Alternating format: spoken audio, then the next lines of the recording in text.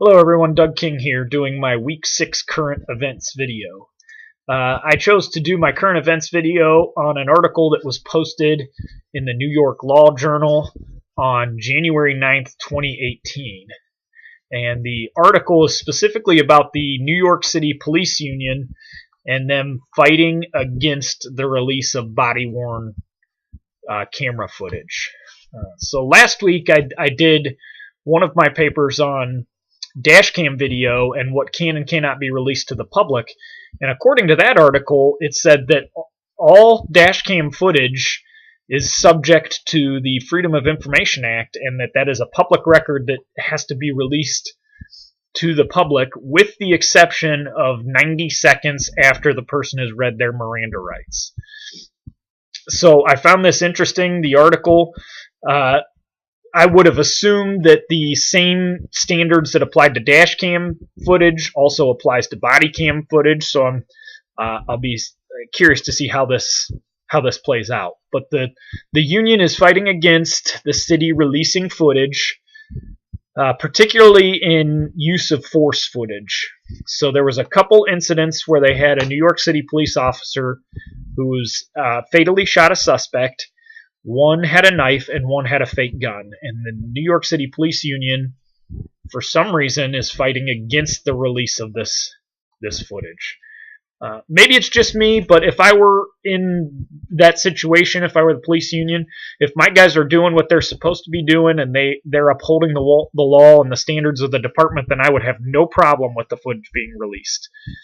In my opinion, when a union president goes on record like this trying to have footage not released, it makes you look like you have something to hide. It makes you look like you're trying to hide something, trying to cover something up.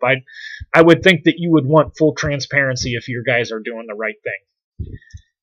Also, we had the Akron Police Department recently got body-worn cameras for all of their officers, and when they did do that, they came out and gave us some training on it. They told us when they're going to be wearing it, how to know if it's recording, when they're going to be recording, and how that's subject to public record. And what we were told is, this is specific to Akron, but our officers are recording every interaction with the public. So we can anticipate that any time that a police officer is on scene, they are recording. Their body-worn camera is recording. All of that information is being kept for, I believe it was 30 days, unless there was some issue that they knew it was going to go to court or somebody had requested that footage. But every single interaction with the public is recorded. And what we were told is that all of that is subject to public record. So you could call up and get that footage, and all of that footage is subject to public record. One little thing that I thought was interesting about the whole thing is that they told us that they were exempt from HIPAA laws because they are not a healthcare provider.